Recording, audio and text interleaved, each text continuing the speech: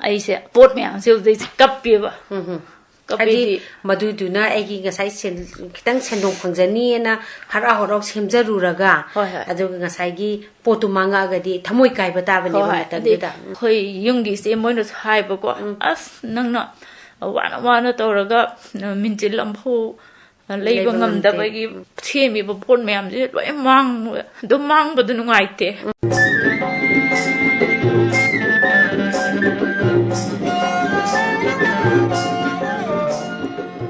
ꯅꯨꯄꯤꯒꯤ ꯊꯧꯔꯝ ꯇꯥꯕꯤꯔꯤꯕꯁꯤꯡꯕꯨ ꯑꯍꯥꯟꯕꯃꯛꯇꯗ ꯇꯔꯥꯝꯅ ꯑꯣꯛꯆꯔꯤ ꯏꯆꯦꯕꯦꯝꯃꯁꯨ ꯌꯧꯕꯤꯔꯛꯂꯦ ꯑꯍꯣꯏ ꯅꯥꯎꯕꯦꯝꯃ ꯂꯦꯡꯁꯤꯟꯕꯤꯁꯤ ꯏꯆꯦꯕꯦꯝꯃ ꯐꯅꯤ ꯐꯅꯤ ꯅꯥꯎꯕꯦꯝꯃ ꯏꯆꯦꯕꯦꯝꯃ ꯉꯁꯤ ꯑꯩꯈꯣꯏꯒꯤ ꯊꯧꯔꯝꯗ ꯊꯝꯖꯔꯤꯕ ꯑꯁꯤ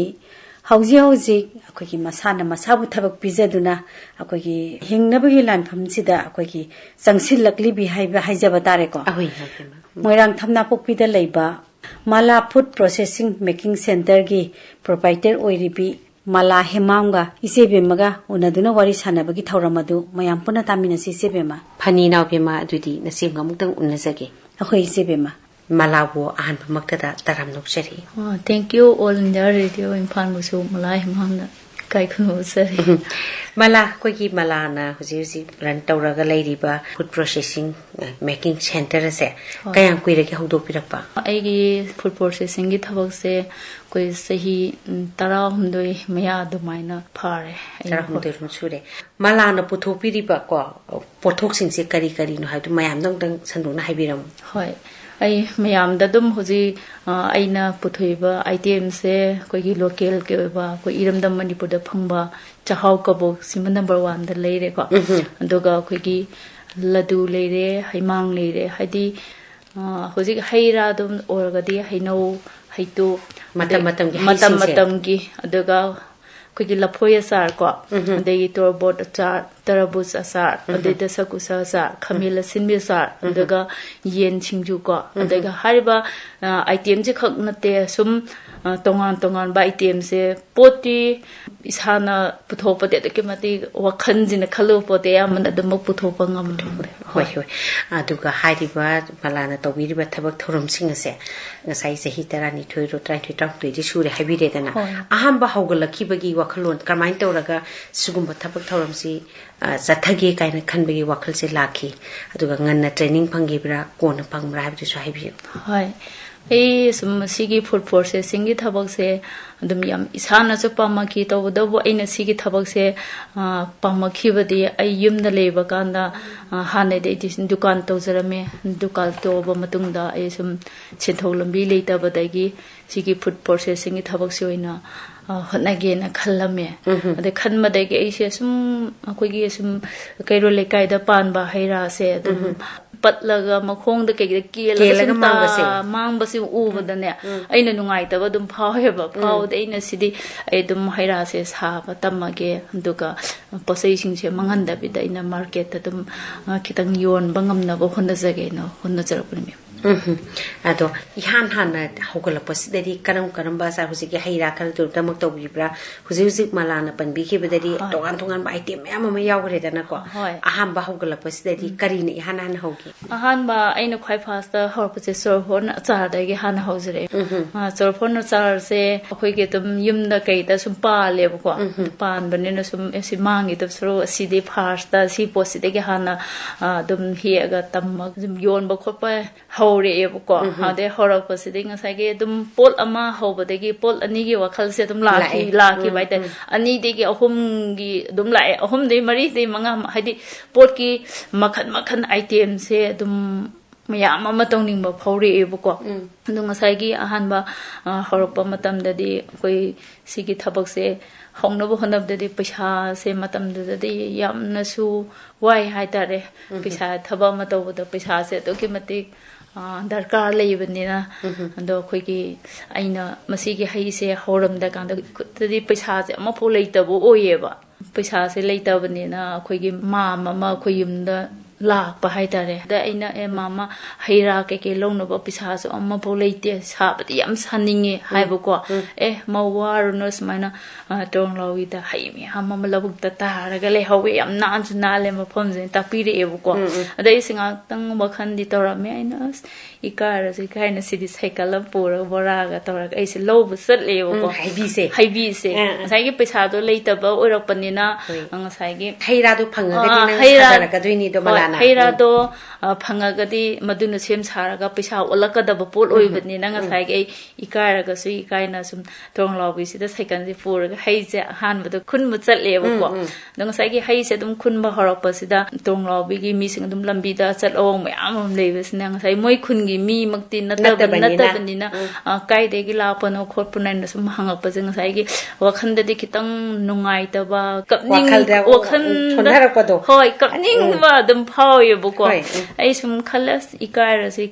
da ai haisi bu phanga di yare ne je bara ani gumba dum aina di phangye ba haibi se phanga kan de dum cycle da ani ro thongna puraga lai yum yora kan de ngai gi kapning ye ba kapning e di matan de aigi nupa su mi chau chau na leiyebuko al ma su leiri benin ain khat ibong ning da warose habdi mai gi nupa leiba mi sing je smaina wa ba mi yorong gadra nang mak chau chau na leira ga smaina wa ba habigi sum thamoi da nungai te ba pen da badu hoi adu phau gi dum kapye yum yorga ko ai sin nungai ta be kapye adu se dum pose sin nungala ga dum sem sara ga dum phaudo pa khodo pa dum hau gre ko process e haure denga sai gi lem na phanga posna market ta sema yolapadadi aigi no magi leita balaira basu dum mena bangam pa haitare adde aina wakhalon se sigi thabak se de ai hek leiri ba makai taurage ai pisa letraga su dum yam laina pisa tan ba yaba sinpham oi haina khanbade aina sigi thabak se paikhathabani da ado koi malana hambada hogalakpada budi huziki haira se maina thengnabadagi isa te tongning bai apambadi lakre da na ko ado huziki matam dadi koi fasai gi phangdaba mayam ama lei ko mayam chabada afaba chinjak na tragadi sabe yadi haksang sokadra so oidra haba mayam am su leirimni na ado aina hangjeningi di mala se koi isana saba khotpa se hera kana tongan training gumba yobirubadi leibra ai se posei ji isana dum sem saba haira e khara ko haira ko dei market ta pothaba haira ba matung degi koi gi bisempur dic da koi gi sar amalei yebo ko sar se sobasan da kawe the magi dic da program to yebo ko program to busida only 14 days ki program ni ko program se ayaw bo chachare satpaji sarna ta pa chai knowledge ti adumak ishana da hana kitang lejabni no sarna ta pa amu hena isa loksin ba thu yebo ko aduk aina makhata na sum sigi 14 days ki program ji lor matung dei no sar da dum hai sar atei atopa item am tongning banina sar de ki yum da la ga dum tawjage mana de accept tawrakte ba ko as thabak chile du tore ni program no le mathang gi dong yaw kai sum ta pire ba ko adu deina as adum aina haining bagi anam kan bagi sum sar gi mem da dum ai sangba kan da dum chatleba sapade gi aina sum la amina sar su ai wari ke sum ni ma su nungai ta ba pawre ade sar na dum ta pira pade gi se sigi thabak se dum mai pa na tawa ya ni aina sangsin ki bane ba ado hujikti mayam na su dum malagi poching se pam na dum sane hujikti social media gi matam ni na adi facebook ta thagalapa malagi da salaga mayam sabai khopya khusu dum uzei ba ko ado hujiki mayam na sabai ana na ba khogi pochi haksang jo sore kolor kana fasai lobuse sidi karma matam da kamaina tawki ai adum fasai sidi adum koi department side te gi ne adum yam ngan adum pibire habide akhoi di tasene makoi na tawje ba simpham jidi yamna matam si gi paisa nu sa paira ga yamna chauna taw ngam ban na te tasena ai gi di ai no mai gi ai gi yum gi minutes taw ngam ga loi den ai de sigi wakhalon da khona jeba ai tawje ba pose mai pa na matam sang na ai gi poche chatna ba na leijaba khara sina yam lun na na haibadi hona zabani adubu mayam gi haibedi niong gi matung ina sat sigumba phasai gi certificate man bar ma yawer ga satpani na darkar wa adu registration kadi karati karma matam da tawi sana hujiki training gumba khara yawre sana haire register to busra ko ma to register sisu sahi ani adamaina pharakpade dum government ge resar dum malana thabak se tawba horaga sahi amani leiraga dum tawgre ba aduga hujigi malana haigi beta tongan tongan bapo laphoi gi asar ka hai ko ade hedi mayam na tongnaris na banana chips kaina koina ka ga tawbo mayam am di ure ado tongan ba item mayam ma pan bi gi ba ado laphoi gi asar gi magi process e sisu ka hai bi ba hoi ade laphoi sibudi mayam na sum banana chip kumba domaina lo bak semne ye bu ko ngasai gi aina laphoi se mayam na semi ba po se natabida kramaina po se tongan ba mong de puthok ka ya ga de se ai ko sin de mi da nu khanjai ne ba ko ai po se hana mayam da kem pho koi social media da thadok tringai matam dai hana try tawra kanda ai gi po se success oire har kanda ina social media da smaina laphoi gi achar हारग इन ma'am upload तब मतगी लफोई से पामना चाहब से मी से यामे हाइतारे ma'am amani sa ki ba matam da mo nganu makan malebo haibibo ngaprum malebo hai keino hai sar kan da la phoi ni ne dum khangba haibdi la phoi hai siding asai gi masagi pet pa pol oi bane madung phoi gi phauna ba hona ba da engon da di yam matam changba haibdi ai isai gi oina mention ama phol leita bani na nungsa side ai gi ishor ne hai tare nungsa sare ngai di ai gi pot khudi mak se loina dum game ta kai ba leite di nong chu pam matam da di aingon de min che leita bani na awa ba de sum mayong ne pot me am leita leiter ka mang ba khot pa du gu ba du di me am dum thing nei malan ho je pambira ko matam da numit ki mangal nuksa mangal da phobagi process ma de haibire ko ado machine je chumbagi lowna na bagi akhoi industry department ga tharaga mayam se dum loan gi khuthang da machine guma dum lobe ai dryer machine ga hatai ado adugum gi khongthang di sangjin da bra ai loan kai se am di apply am phok taw de ba ko mem hadi taw de di tasing aina sima tawninge maram di ai gi family side support se kanam leite ba leite habdi aina lol apply tawninga ga su satui se ai ne ba ai thabak ong thom satui se ai ne ba aina satkhiba matam da ai gi yum da mu hoba myam leiga da ba hai tare tawri ba thabak se mayam na di imphal lom da pukhat piro ha ba mi se to ki matik yam ye bu ko tasing ai gi family gi da su kanam ta support leite kanam leita banina aina yam pothok se marang kaina mayam da pininga ga se ikhuna ma khatang oi bagi aingon da khudong cha da dile do star ki loan bu de tum phangwo de amount do chaw de ko wala khakta ne ado wala stu di tasing na khoi na hoji pi ya hari ba business se thammi ba pot item mayam do lang ke ba matam da di wala se kashu man na te bo ko kai hai ka tam na hadi mayam se tum haine ben industry department da tight up tawraga moi da loan tharaga dryer machine dum phangba gi khudong sa ba ado department gi side akhoi gi DIC side gi sar moi na sum haire bo ko dryer machine se lo bo ya ba gi khudong cha ba se dum lei na hai bo ko haibati akhoi gi nongju nungsa hai se tam ngam de pot tu ne hek phokdo ro ko nong ngasi no ma bandi nungsa saram ba ye hayeng no mu sura ga di ngasai kanguri ba pot chu pura kang ban na ta bani na kari oira ka da ge haibagi nungai te ba myam thingneram ga ni hantak se madam so haibiri ko hantak se sum ai yam leita akhoi gi khamela sin bi se akhoi gi achar sep na ba myam am lore ba ko khamela sin bi se akhoi khang da thangkal ngasai phut din ne ba ko phut pa lor matam da akhoi gi nungsa da phaujari ba po ne ba de la phoi ba po si sunga sai ge akhoi gi mai da thangkal ga phut la ba matung da nungsa da phauri ni adi mathak ta mo akhoi gi tarabuja city kanamatana ngasi phogi mang da achar se tarabuja na achar sem ba se kanamata puthok tribra haina ai wakalon da di adumaina leje ko ising ya thokam ba po ni na ising po ne na modi ising gi po ne na ngasai kra maina ising je kang kan da mapang se lo bu ya din ai ko sina knowledge tau jai ne ba ko da hairiba po se khogi tarabus ki manung de yawa mahi maru yawa hom law se sing aina tonga na piece se yam chauri ko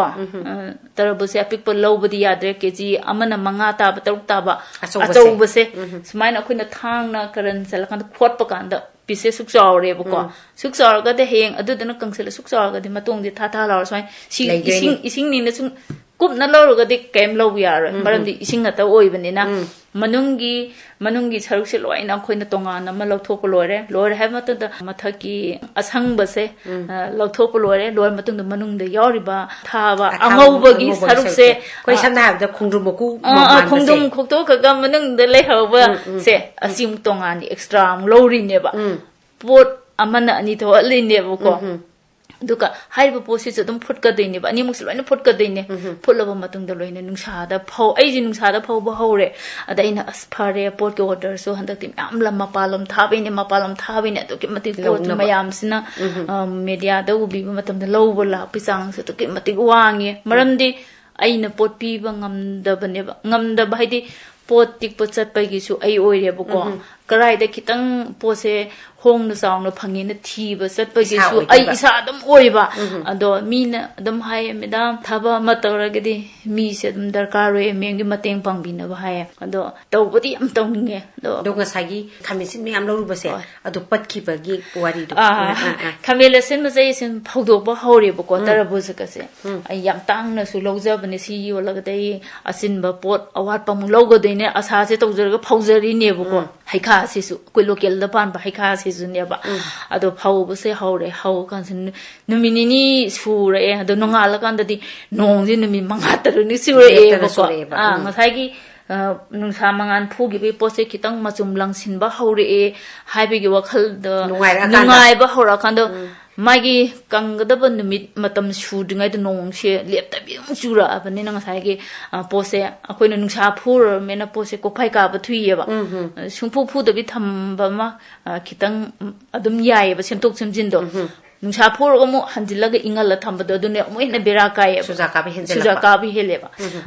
and aina aise pot me ang se dei kap pi ba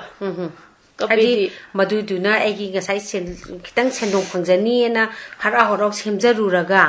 adu ngasai gi potu manga ga di thamoi kai bata bani ba ta khoi yungi se moino hai ba ko as nangna wana tawraga minchil lampu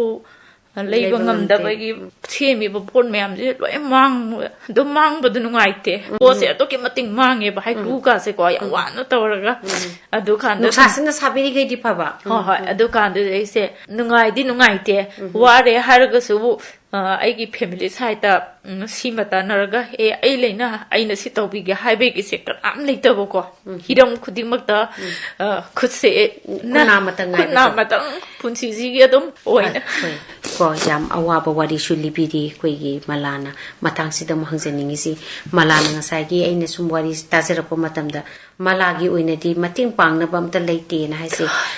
ipuroi be si di kari tawi mana kramaina tawano aduga family gi inem iku haiba ma chu lei ko moi myang gi support di phang de haiba am di ngasai wari de bu yawi gre ko ado moi gi matang su kitang pan biram hadi matam sang na sum ai si ipam da dum lerak pane koi nu pa ga songna ba dai gi da ma ga songna ga lerak pa si da koi nu pa gi sum mating do adu su leita bo oi puroi ba gi mating kitang da su pa bira ga di nuai do mana aina tawjai ba thabak sida hana lemina padi sum mating ke haibe thabak se kitang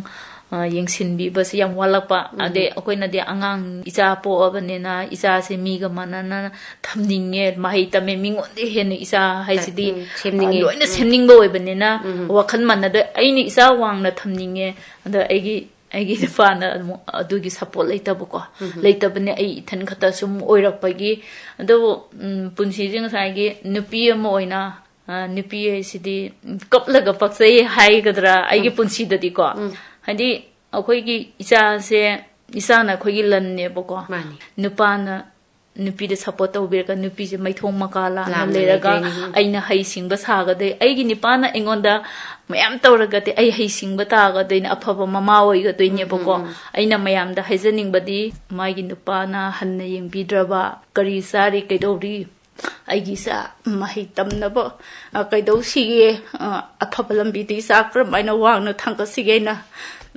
hangraba nupa amga leminaba matamda nupi du gi thamoi da phawram ga ta ba nungai ta ba do kana gumba chaina je phangda ba mina di khangweba phangam da ba su ye bu ko de gi mama hoi bi sing na masa je kya mong si gai je macha khangbiyo ba ina hajening di ai khoina phana iyada chadam leirasu moigidamaktane ko ado aigi wakhalondadi mama amana masa phanaba lobada adukki matik thaudang je chaw ya haitare chumi aina aigi isa se sense piari school da mahi tamhala pakanda angang si ki phi sengwa ngamda bi yori ebo ko haidi ngasagi thoiba paisa sna matik chana thopa natabani na hadu ai ngamda bakan se adu ai school da moi father unab sale father unab bakanda father ne e kai problem legi khotke na sum hange ebo ko haidi ai matam da ai school chatters ya eba ya hadi ai ikai ramagadi ai isa mahi tamning tam suno tamning ro to suno ai ai si school da chalam da basu ye ba ado ai ikai ba do tung da tham khanda ai isa mahi hai to ba da isa khara do isu mirak tilan ge khanja begi ai ni isa gi phi mateng pangwi da haija ba chlu ye ba ko da matam da su angang makhati masana dam dai se makhong sing na hobirak begi oja sing na khangbirak begi yam harong na father mani accept to bire sahi mi phi adum ko tapta ka ga bibire bo ko haidi moina prio course lai tamba sahi du magi noina phi du kokthok pira ko kokthok pire adai mathakta isa no bagi t-shirt to koi medang wo sino pongnya aina t-shirt gi pesa pi matam lo ya bi de ba ya bi de as mala nang yang wa ye khole hai adun aina pesa pi ba matam to medang wen lo bi ya da ba amam su le ye bo ko to amala gi angang se kya no angang ahom ni meda ahan de hoji graduation loire wana honera paduna hoji graduation loira abane ba malana wana honera paduna haira khara sem sar ga lekai khulakta yon ba chachari jina ko aigi lehori bisa hom degi mahi tamba ngamna ba moigi darkar leba khudimak aina pi ba ngamna ba sida paisa se talaga isa singi damakta hona jabni siam nuai jai thauna ya phai mala haidi mala isane di aigi isadi lai lai su tamhanda ba yati ma khong sengna salhanda ba yati hayeng tungda mi ma phaba mi ma oine na ba hona ba gi damakta mala na nga sai gi ngamjaba haijaba thabak thauram haira sadana khotan mayam ma chemaga isa simu mahita bandana hai graduation bok tamba ba hujing matam da paisa kya no natra magi da father labor mi yam thauna pai mala yam nuai jai sumai thagat jari ko aduga mu mala hujiki hoi awa ba nuai ta wari mayam ma ta khre ko ado makha sa tharak pasidi makha tarak padadi malagi oiba hujiki anoba pothok mayam am di happy di malagi seisida kari hena anoba hakolagadi mayam na khare hena hujik su pami ti pami ko ado hena paung ga dagi hebe wa khalebi hoji se mayam na khoi degi hena pamna bse koi ki ho machar haino char adegi torobo samaina mayam huji pudi yam kana pamna bo oidi bo ko ada aina mamang sahi degi ne ba aina apple candy se puthok sa gen ne label number yam kuire ba label de hana nam thok lo ro ba matung sa po se mu puthok pangam da be maram di kg amada 300 ka damaina haye bo ko ngasai po sidi samna ba khoi gi paisa marang kaina thadara kanda po se candy semakada bane ba habi profit yamna leba potina te tawbadabu asmaina sisni candy semi kamaina no habi gi po se ina myam du uningbagi ne ba ai level di number chahi madum phajarak tore aduka po sidi quite fast budi ai akoi manipur gi sangnaraba akoi gi manikanta matum se moba se ai yum de lapiye matam ji aina quite fast ma lapa matam ji sigi apple candy se ai sana semaga ai gli gi jaram da hapaga tham kibo matam we bu ko ada ai gi mopa na ai unaba lapi ba kanda aina jeje na chaba candy ne sise tawa hai ada mana yum da pu khraba matung da chiche am hawe har kan ma je next time amu mama na ba me amunga torga chiche amu unawala lapi mu pana se am hawe na hai adui makhata da ina pose apple se putho ke na khalle ba da khan ba jing sai ge apple ji di mamal se am wang bani na khode di profit lei roi da maram di leitaga su pose me am lo ba ngam ga di public da dum pose putho pa ngam ne na thamjani putho ka dori ba pochina kg da lupa yankhai ma humpu ma pi ba pot ta tawra ka doi di ya phaba lupa sani chahum gi mathak ta ne achar di chahum yankhai chahum odagi apik pa pon na de ngasai ge khode di profit leite ba pi ebani na khoi di ngasai hari ba posi ju phulak ko ni mem ai gi posi da yam roina aphut pa ngata ne ba aduna polom sema matam da 6 day 7 days adum change adum mi na haine nang na tan da bi honai na haine lekai mi na ko as akhoi di to ani nang ni thabak sidi malanga moi ngamoi haipati puthare hainau makta oire hainau bek mayam amne ko haitu makta oire haitu bek mayam amne mayam se khang thangkalaga adum phut leibado akhoi di sung tok tok ra haile kai mina ko as nang di thabak sidi akhang kan ba masange khoi gi samna habda thumjet ba hai tare thabak sima tawbud ai sumadi ngam report tawni haibegi thawna amaga loinena malana tawbone ba adaida malana huziki takpi ba tumaina khoi gi haige asar sing sema matamda phulaga tawi haibam de haibide ko haiku gi oinati akhoi gi athumba aya ko tonga ba leidena ko makhal khudi ma tum tawbra tawi me haide haiku jing ngai ge khoi gi maru yobida khairaga thumoro yaurga semba so maleire aduga khoina phulaba matungda maru manungi maru se loi lathopiraga akhoi gi dum kendi oina ne haibade chini angauba dum khara tawra khoi kalani mukumba kitang hapaga dum ayak pasu athumba su khara phangan bida adumak seme tobodabu haiku gi kendi semba se matam change ba maram de chini nam preserve to ba yamna mathok ta ba pol ma sem ma tung haiku je maru laktho pi lo kan ahing amung chini timni nongalaga dugi chini ma hi dong si thoga chini amaga amu hapaga amung thamong ga deine adaga magi numit chubo matam sida mu pose khoi nungsa da khoi gidi menchin leijadam ni nungsa da dum phawdo ni menchin leba mi di menchin da dum taw khraga ni ko akhoi di nungsa dum phawgo den du kang e hai kan da khoi na sini ngo ba je khara ta khai biraga ngasai gi poto ngong na ba na khoi ni kala ni mu kum ba khara ha biraga dum mahau phang dei ne ba ko kala ni tes phang ga dei ne ba sini khata na tes phang we ba aduga mu hangjani si mala pot ching che nungsa da phawi nungsa da phaw ba hai si mak ta bu matam gi ni tin kang pai ba yawi ko pai yawi pathara pai yawi chumba mayam am leidana sigi da maktadi kari joton haidi pot sing se phawbo matam da kramaine magi process e koppa kamai tawi to sai sigi da maktadi ko mem akhoi di taseng hade kharai se ato ke mate yame ko kharai se de akhoi na ngasi pot phawgi ba kharai je koi pot amaga phawbo manadraga di pot mangbo oibani akhoi kharai se ngasi phawgi ba kharai se hayeng pukhi da pura kana brush tawra ta akanda nungsa da phawra kanda hai se phawga dine ba phawba se khoi ngasai gi pose myam oira kan de khoi hapa se khoi ready thamjei ba ko haidi nungsa ge matam nang sai phun gumba paisil pa yaw ba de haying gumba tong pa yaw ba myam ma khoi sa ma su cha boi banina dina khoi hapa di extra thamjei ko aduga dum si sina kupa kanda kona zai hoi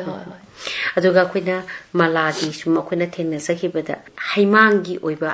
amasu thengna jagi ba ko haimangi sembagi mong ma tawsina kamai toge sembagi budi mai magi tongan metal lerm ga de su malagi yamna demand lagi ba hai tare haimanga mangi ga na yamna khai bedu khoi peso ina tawraga tawidana ko sigi haimanga mangi ga ne khai baje sengna ha da khoi gi pose maga combine chana bu oi bu ko hai ma sen oraga su amaga sin ani se combine chana ba mangi ga haimanga se combine chana bu oi bu ko kana gumba ai khatana te ba sigi poche mi to ki mata sigi haimanga mangi loin mak su semne ye bu ko semna raga su ngasai gi madam na sainjang thongba haibana ma aina haibana ma ko mi se amaga manadabagum wakhan manadabnina aina su aigi haizabida aina kari hapaga sidena test phangne aigi pok thada jarga haiba posida happy machan se mayamna khangbi ga pose kwai de hon ge si kalani mo ha ko de ne si pose test to han base tese adoi mathad akoina amuke hena mahau phangan ge de khoi singje sugar ba matungda sada phodoga akang base khoi gi haimang tolam da kan se si happy ga doine ko aduga ahum subada kai hakne koi asathau se yam phajana sahalaga inghan ba asathau oiga daba siga sathau je aying base khoi gi khara yamlap ha ko de maramdi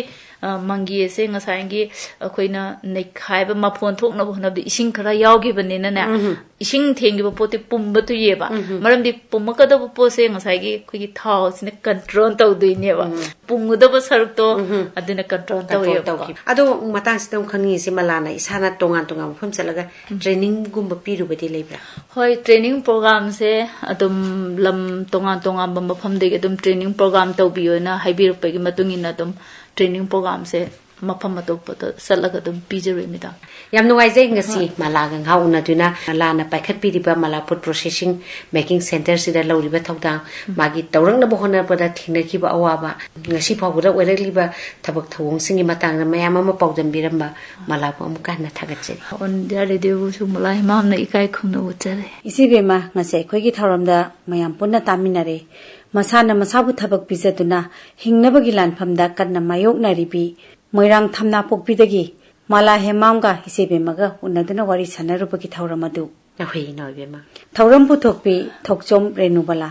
adudi isi bema wari wata esi mayam punna taminarabanina ngasi gidi nupigi thoram matang asal lusina batawrasi isini naw kainarasi isi bema phani naw bema nasimchi yojekhraki